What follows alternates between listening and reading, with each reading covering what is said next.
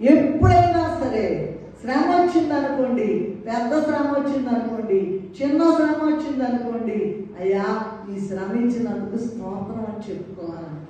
ఎందుకంటే శ్రమ ఊరికనే పోదంట, శ్రమ వెనకనే నీకు బహుమానం వస్తుందండి. దేవుడు ఊరుకోవడండి, ఒక అపాయింటెడ్ టైం వస్తుంది. అది అయిపోగానే ఎంతో పరమానందంతో గంతులు వేసేటువంటి బహుమానం నీకు రాబోతుంది. కనుక ముందు విధేయత నేర్చుకోవాలి. ప్రభువా ఈ శ్రమలో అయ్యా నాకు ఈ శ్రమ ఇచ్చినందుకు స్తోత్రం. ఇది కుదరదండి, అసలు ఇది మనుషులైన వారికి కుదరదండి. కానీ ఈ శ్రమ విషయము దేవదాసయ్య గారు రాసినటువంటి చదివితే అసలు అడుగడుగునా శ్రమే, అడుగడుగునా శ్రమే, అడుగు కదిలిస్తే శ్రమే, అన్నిటినీ కూడా జయించారు. ఇప్పుడు మరి సన్నిధిలో బయలుపరిచారట.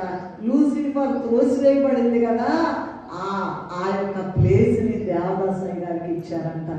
దేవదాసయ్య గారు చేసినటువంటి లేదా అనుభవించిన శ్రమ ఎవరు కూడా పొందలేదండి. అందుకనే ఏమన్నారంటే, మరి మానవుడు శ్రమను పొందక దైవ మానవుడు ఎట్లు కలగలడు అన్నారు. ఎట్లా ఉంటాడండి?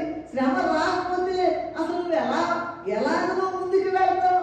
అక్కడే ఉంటావు, వేసిన బొమ్మలు అక్కడే ఉన్నట్టుగా ఉంటావా? విధేయత నేర్చుకోవాలి. దేవుడు కనపడతాడు, మాట్లాడతాడు అంటున్నాం కదా, మరి నువ్వు ఆ మాటలు వింటున్నావా? నాకు కనపడు మాట్లాడయ్యా అని మాట్లాడుతున్నావా? ప్రభుతో మాట్లాడుతున్నావా? 3 పూట్ల ప్రార్థన చేయమంటారు, చేస్తున్నావా?